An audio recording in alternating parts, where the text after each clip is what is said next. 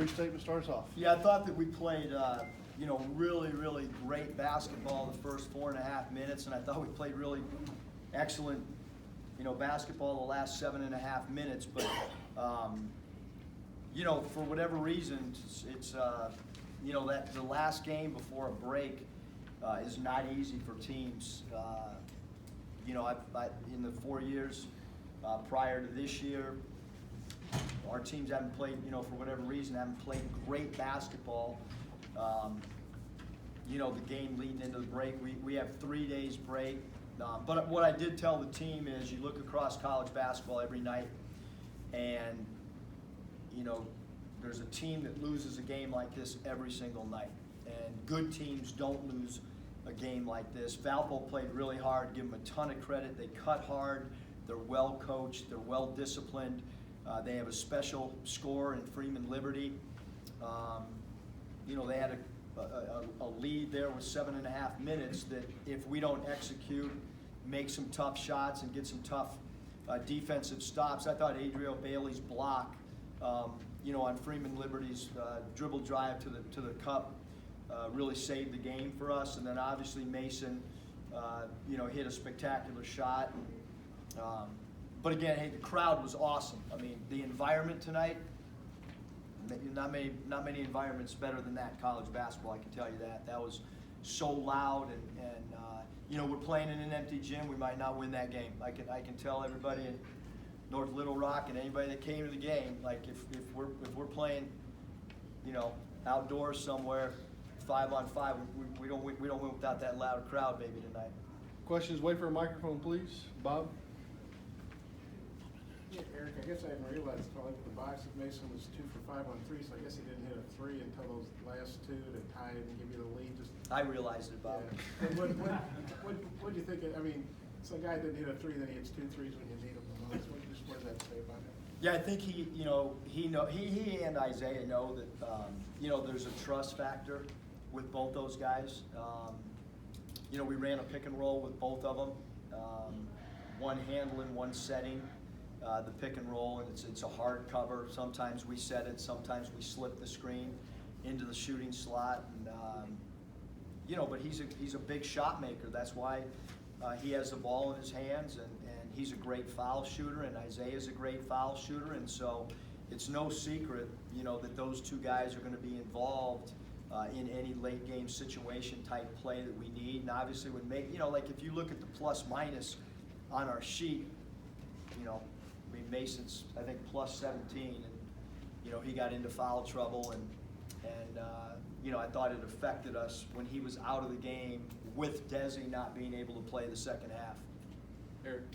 Coach Musselman, down 59-51, I think, really dramatic ending to that game. Adriel, I thought we were going to see a major league dunk, dribbled it off his foot. How did they kind of overcome all that and then eke out the victory right there? Yeah, I think just defensively, I thought we were really good down the stretch. I mean, they didn't really get any good looks. Gordon hit a 3 off a slip, but we were going to live with that. We did not want number 0 to end the game with a shot, and that was just a philosophical thing that we discussed in the last 2 timeouts. And I thought we did a good job on the press break, getting the ball to our 2 free throw shooters back to back, and but there was a lot of good things tonight. I mean, it's hard to win a game, and give Valpo credit, they played really hard. The good thing is everybody stayed till the very end, and it was very entertaining. Kevin.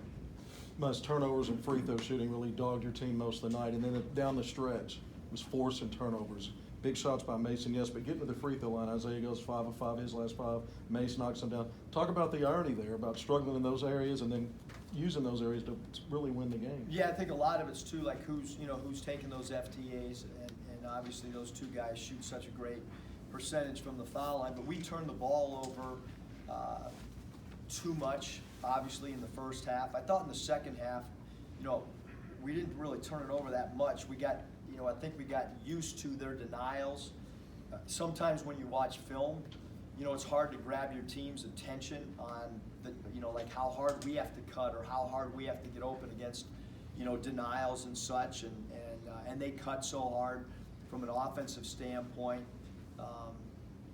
But at halftime, they believed they were going to win, and I think if the game would have kept going another 8 minutes, I think that we had kind of grabbed that momentum as well, down the stretch. Quick follow-up, their man-to-man defense. How tough was that defense compared to what y'all have seen this year? Yeah, I think, with Desi being out, it was really good. I mean, again, give Valpo and their coaching staff and their players, a ton of credit. But I thought, when Desi's not out there, it shrinks the floor for the defense. And they can focus a little bit more on other people. And then when Mason, that's probably as low as minutes as he's played, maybe one other game. He didn't hit 30 minutes. And when he picked up the 4 fouls, and I actually let him roll a little bit more than normal because we knew we needed him down the stretch, and there was, he's out there with 9.5 minutes to go playing with 4 fouls, and we just told him, whatever you do, don't foul, because we knew we needed him late game from an offensive standpoint.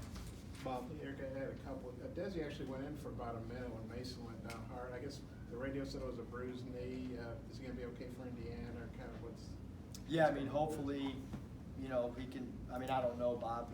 It's a bruise. It's not like we're going to get an X-ray or anything like that. So, hopefully, over the break, he can find his way to some ice bags and try to get healthy. But it's a deep bruise, so I don't know how long Mark and Desi feel it'll be. And when you guys jumped out 18-5, I mean, I remember thinking, okay, well, it's going to be an easy win. Do you think the guys let down a little bit, or Valpo just turned it up? What do you think happened? I think the foul trouble with Mason, I think that really affected us, for sure. And again, I give Valpo a lot of credit. I mean, they just kept playing.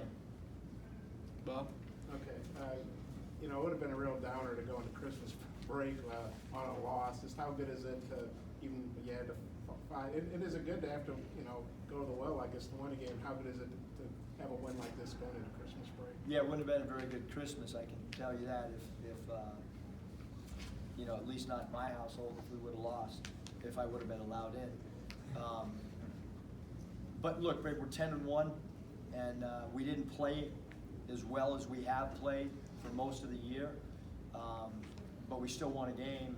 And like I said, I think the environment tonight, I think people that came and paid to watch the team play, I think that they walk out of here seeing a team that, we played a little bit sloppy in the middle of the game, but a team that really gave great effort down the stretch. The way the team responded down the stretch in a tight game, how do you think that pays off maybe in the future? Yeah, I think anytime you have a game like this, I mean, they don't, but I wish we practiced tomorrow, because you can kind of grab your team's attention a little bit more.